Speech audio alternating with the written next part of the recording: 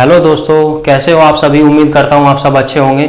आज फिर मैं जो है अपना second lecture information and communication technology आपके सामने लेकर के प्रेजेंट हुआ हूँ। उम्मीद करता हूँ कि आप सभी अच्छे होंगे, स्वस्थ होंगे, मस्त होंगे। ठीक है दोस्तों, मैंने लास्ट टर्न पे जो है आपको बताया था कि हम जो है नेक्स्ट टर्न पे क्या पढ़ेंगे, जनरेशंस ऑफ कंप्यूटर, यानी कि कंप्यूटर की पीढ़ियाँ। ठीक है, लेकिन लास्ट में मैंने एक क्वेश्चन भी पूछा था आपसे कि जो कंप्यूटर की फर्स्ट प्रोग्रामर है उसका क्या नाम है। ठीक है, तो फर्स्ट प्रोग्रामर का नाम है लेडी एडा लवलेस। ठीक है, उसका नाम क्या था दोस्तों, नोट कर लेंगे, एडा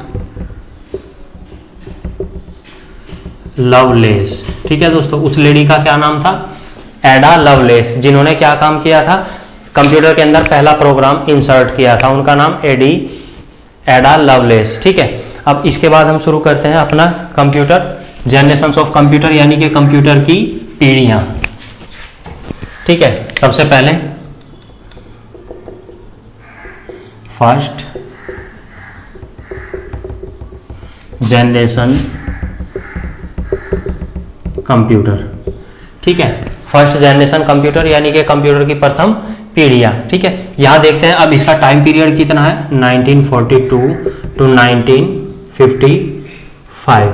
जो फर्स्ट जनरेशन के कंप्यूटर है उसका टाइम पीरियड कितना है, 1942 टू 1955, फर्स्ट जनरेशन के कंप्यूटर का।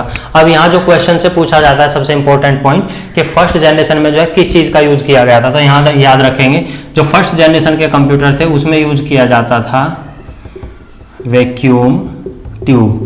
फर्स्ट जनरेशन के कंप्यूटर में क्या यूज किया जाता था दोस्तों, वैक्यूम ट्यूब। अब ये वैक्यूम ट्यूब क्या है, वैक्यूम ट्यूब है इलेक्ट्रिक सर्किट। वैक्यूम ट्यूब क्या है, इलेक्ट्रिक सर्किट है वैक्यूम ट्यूब। और ये जो है क्या थी, बहुत ही बड़े बड़े साइज के इलेक्ट्रिक सर्किट थे, क्योंकि फर्स्ट जनरेशन था कंप्यूटर का, एकदम बिल्कुल स्टार्टिंग वाला पीरियड था। ठीक है, इसके बाद क्या है, ये जो है कंप्यूटर साइज में बहुत बिग होते थे, big size. Big size means room जितना, इनका जो आकार था कंप्यूटर का कितना था, रूम के जितना था। ठीक है, एक बड़े कमरे के जितना। इसलिए क्या था, इसमें जो है बहुत ज्यादा प्रॉब्लम भी होता था। स्पीड कैसा था इस जनरेशन के कंप्यूटर का, speed very slow, speed very slow. इसके बाद क्या है, यहां पे जो है स्पीड वेरी स्लो था और इलेक्ट्रिसिटी का consumption, electricity consumption very less, electricity consumption very high.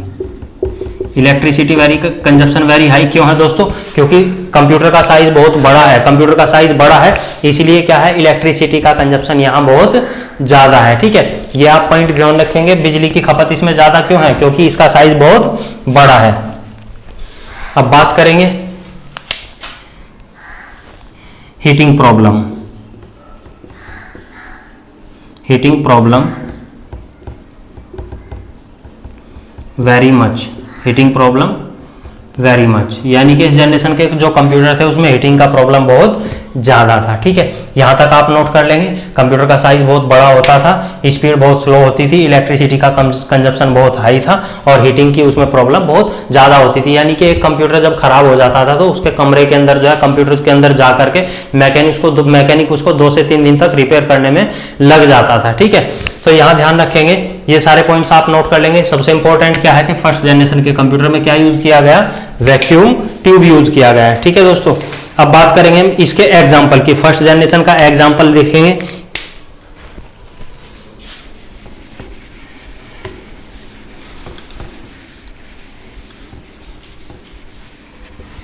First generation के कंप्यूटर का एग्जाम्पल्स में है एनीएक। ठीक है, एनीएक के बाद है इसमें फिर यूनिवेक,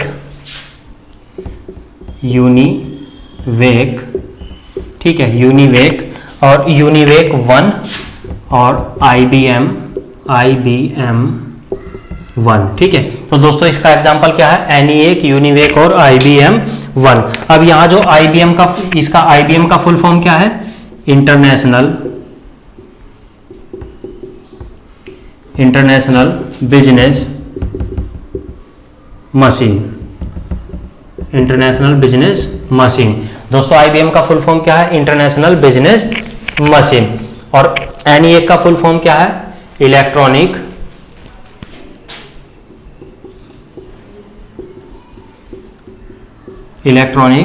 न्यूमेरिकल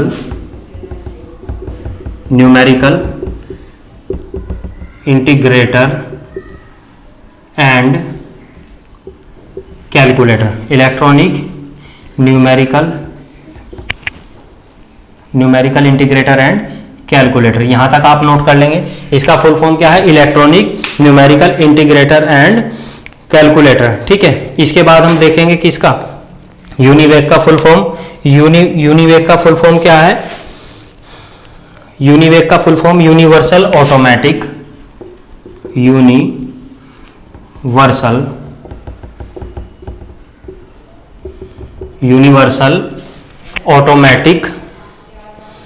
कंप्यूटर। ठीक है, यूनिवर्सल ऑटोमेटिक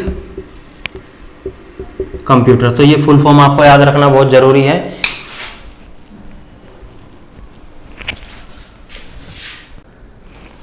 तो यहाँ के बाद जो है हमने देख लिया इसका फुल फॉर्म। अब लेकिन हमें एक चीज, जो सबसे इंपॉर्टेंट चीज है वो क्या ध्यान रखना है कि यहाँ जो इसका जो मैंने ईयर जो मेंशन किया है 1942 से 1955, हमेशा ध्यान रखना कि आप चाहे जितना भी बुक विजिट करें या किसी भी वेबसाइट पे अगर आप जा करके देखते हैं तो वहाँ क्या होता है, इसमें स्लाइटली मॉडिफिकेशन आपको देखने को मिल सकता है। यानी कि मॉडिफिकेशन मतलब क्या, कहीं पे 1943, 1944 या 1945 लिखा हुआ हो सकता है। तो आपको घबराने की जरूरत नहीं है, क्योंकि कभी भी एग्जाम में यहाँ से इस तरह का कोई क्वेश्चन पूछा नहीं जाता है। क्यों? क्योंकि इसमें बहुत ज़्यादा चेंजेस है, अलग अलग उसमें अलग अलग लिखा गया है। लेकिन एक आइडिया लेने के लिए हम याद रखेंगे कि इसका टाइम पीरियड कितना, 1942 से 1955।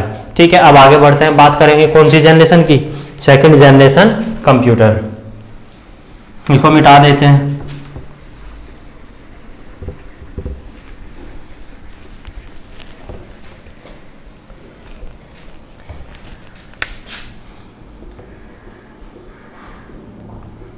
Second generation computer. अब सेकेंड जनरेशन जो कंप्यूटर है, सबसे पहले बात करेंगे उसके टाइम पीरियड की। टाइम पीरियड क्या है?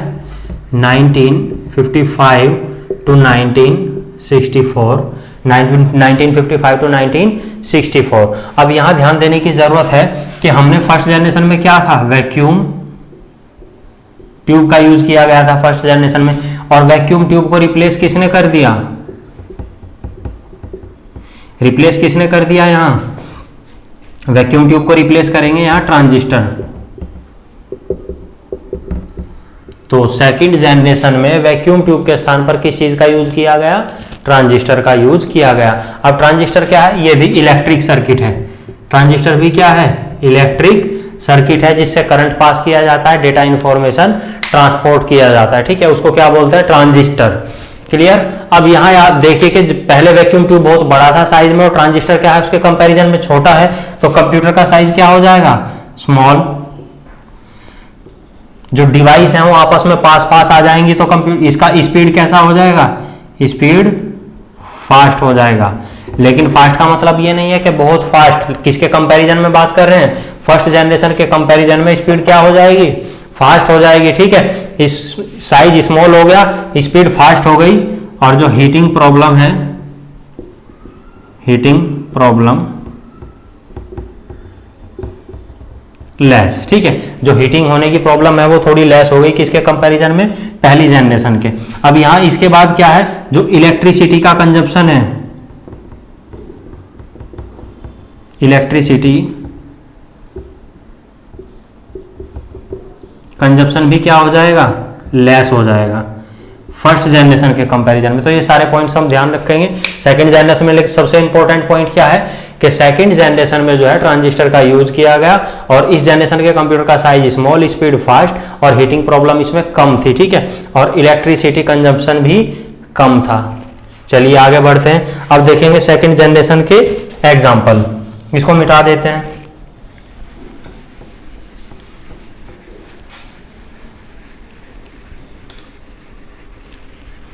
Example,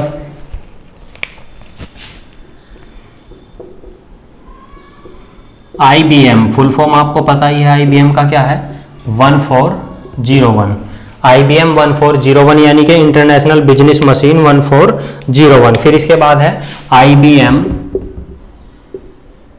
1602, IBM 1602 international business machine 1602। इसके बाद है CDS 3600, CDS 3600। तो यहाँ एग्जाम्पल क्या होगा, इसके 3 एग्जाम्पल, IBM 1401, IBM 1602 और इसका एग्जाम्पल क्या हो गया, CDS 3600। इसके बाद अब हम बात करेंगे कौन सी जनरेशन का, थर्ड जनरेशन का। इसको मिटा देते हैं, आप नोट कर लीजिएगा, एग्जाम्पल बहुत ही इंपॉर्टेंट है, ठीक है। पूछ लेता है कि उसका एग्जाम्पल क्या है, फर्स्ट जनरेशन का, सेकंड जनरेशन का, ठीक है, okay.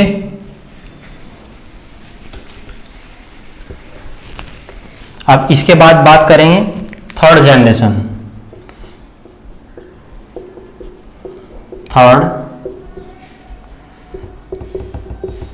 Generation computer, third generation computer. अब यहां जो थर्ड जनरेशन कंप्यूटर है उसका टाइम पीरियड क्या है, 1964 टू 1975, यानी कि 1964 से लेकर के क्या है टाइम पीरियड, 1975 है, ठीक है। अब हमें पता है कि हमने जो है सेकंड जनरेशन में किस चीज का यूज हुआ था, ट्रांजिस्टर का। सेकंड जनरेशन में किस चीज का यूज हुआ था, ट्रांजिस्टर का, ट्रांजिस्टर। और ट्रांजिस्टर को रिप्लेस किससे कर दिया, यहां आईसीज, यहां क्या चीज आ गई, आईसीज। तो कंप्यूटर की जनरेशन में एक बड़ा चेंज था यहां कि यहां किसका यूज किया गया, आईसीज का। अब एग्जाम में क्या है, सबसे इंपॉर्टेंट पॉइंट यही है कि यहां जो है आईसीज का जो है फुल फॉर्म पूछा जाता है। तो आईसीज का फुल फॉर्म क्या है, इंटीग्रेटेड, आईसीज का फुल फॉर्म क्या है, इंटीग्रेटेड सर्किट। तो ये आप नोट कर लेंगे, यूजीसी नेट के एग्जाम में भी कई बार पूछा गया है, आईसी का फुल फॉर्म इंटीग्रेटेड सर्किट। अब यहां क्या है, जो आईसी है, आईसी मतलब कोई चिप है, ठीक है, ये कोई चिप है और इस चिप के ऊपर क्या किया गया, बहुत सारे ट्रांजिस्टर लगा दिए गए। अब जब एक ही चिप के ऊपर बहुत सारे आईसी के ऊपर बहुत सारे ट्रांजिस्टर लगा दिए गए तो कंप्यूटर का साइज क्या हो जाएगा, ऑटोमेटिक कंप्यूटर का साइज बहुत छोटा हो जाएगा, स्मॉल हो जाएगा। स्पीड कैसी हो जाएगी, स्पीड फास्ट हो जाएगी। किस जनरेशन के कंपैरिजन में, सेकंड जनरेशन के कंपैरिजन में स्पीड फास्ट हो जाएगी, साइज स्मॉल हो जाएगा और क्या हो जाएगा, electricity consumption, electricity consumption less, size छोटा होने की वजह से। तो ये पॉइंट्स हम ध्यान रखेंगे।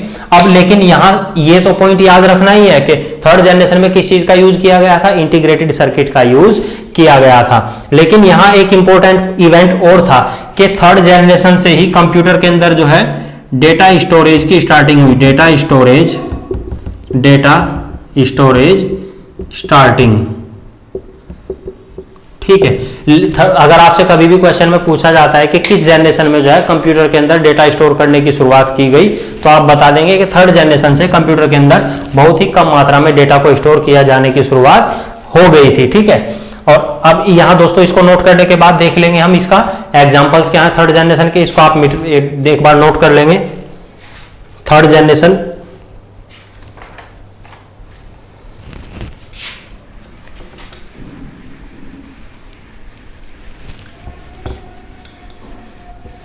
थर्ड जनरेशन के एग्जांपल्स क्या है, IBM 360, IBM 360 international business machine 360, ICL 1900, ICL 1900, CDC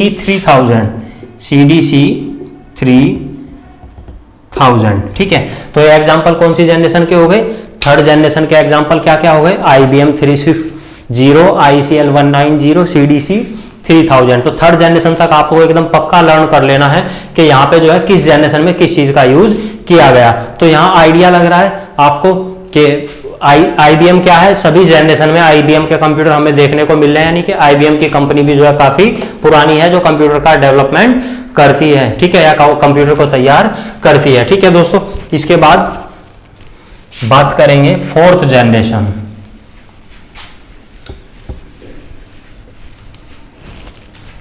fourth generation computer, fourth generation computer, fourth generation computer. Time period क्या है दोस्तों इसका, एक बार देख लेंगे, 1975 टू 1989। टाइम पीरियड क्या हुआ इसका, 1975 टू 1989, ठीक है। अब यहां देखो, जो इससे पहली जनरेशन में हमने यूज किया था किसका, आईसी का, और आईसी को रिप्लेस कौन करेगा, आईसी को रिप्लेस कौन करेगा, ठीक है, माइक्रोचिप, माइक्रोचिप। आईसी को रिप्लेस कौन करेगा, माइक्रोचिप करेगा। आईसी को कौन रिप्लेस करेगा, माइक्रोचिप। अब दोस्तों यहां ध्यान देंगे, ये जो माइक्रोचिप है, मान लीजिए माइक्रोचिप है, यहां माइक्रोचिप, ठीक है, इस तरह से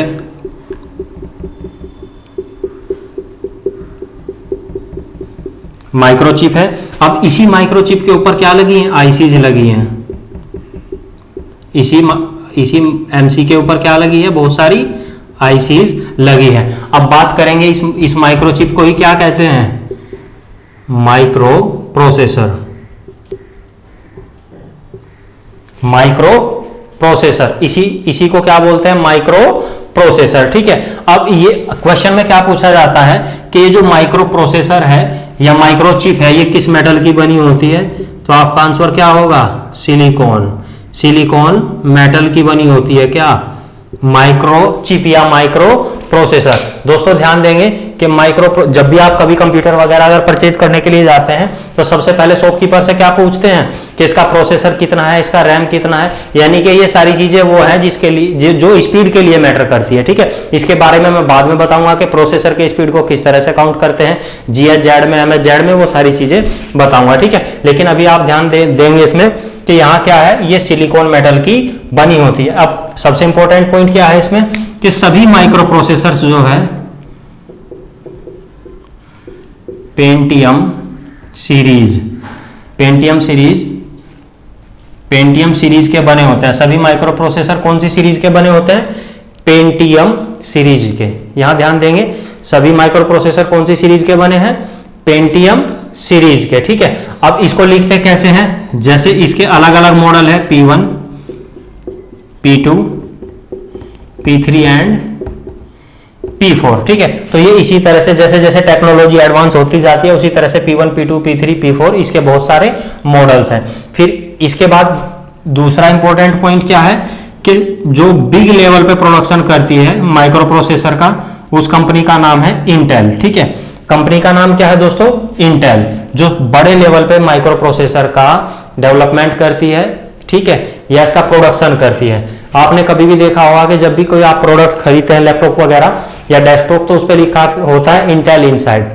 इंटेल इनसाइड का मतलब क्या है कि इंटेल की कंपनी का जो प्रोडक्ट है वो इसके अंदर लगा है, यानी कि सबसे इंपॉर्टेंट तो क्या है भाई, माइक्रो प्रोसेसर ही तो है, या एक तरीके से देखा जाए तो ये कंप्यूटर का ब्रेन ही होता है। ये मैं आपको अपने नेक्स्ट लेक्चर में बताऊंगा कि इसको कंप्यूटर का ब्रेन क्यों कहा जाता है और किस लिए कहा जाता है। तो यहां तक आज आप नोट कर लेंगे, कहां तक, फोर्थ जनरेशन तक। और उम्मीद करता हूं कि आप सभी जो है इसको नोट करेंगे एक एक पॉइंट को, क्योंकि एग्जाम के पर्सपेक्टिव से बहुत ही इंपॉर्टेंट होने वाला है। यूजीसी नेट में यही क्वेश्चन पूछे जाते हैं और ट्रिपल सी में भी यहीं से क्वेश्चन को उठाया जाता है, ठीक है दोस्तों। तो उम्मीद करता हूं आप सभी ने जो है लेक्चर का पूरा आनंद लिया होगा। और अभी आपसे आज मेरा लास्ट का क्वेश्चन क्या है कि आप मुझे ये बताएंगे कि जैसे आपने बाइनरी पता होगा, बाइनरी क्या है, द्विआधारी संख्या है या कंप्यूटर की लैंग्वेज है, ठीक है। आपको ये बताना है कि जो बाइनरी नंबर है उसको किसने तैयार किया था, बाइनरी नंबर को किसने तैयार किया था। तो आंसर कहां देंगे आप मुझे, कमेंट सेक्शन में, ठीक है। कमेंट सेक्शन में जाकर के आप मुझे जरूर कमेंट करेंगे कि जो बाइनरी नंबर है उसको किसने तैयार किया था। इसी तरह के क्वेश्चन एग्जाम में पूछे जाते हैं जिसको आप लोग छोड़ देते हैं, हल्के में लेते हैं, लेकिन हल्के में नहीं लेना है। अगर आपको अच्छे से तैयारी करना है एग्जाम का और एग्जाम क्वालिफाई करना है, एग्जाम पास करना है, तो आप जो है हर एक पॉइंट को बहुत इंपॉर्टेंस देंगे, ठीक है। तो आज के लिए इतना ही, स्वस्थ रहिए, बस मस्त रहिए, बाय।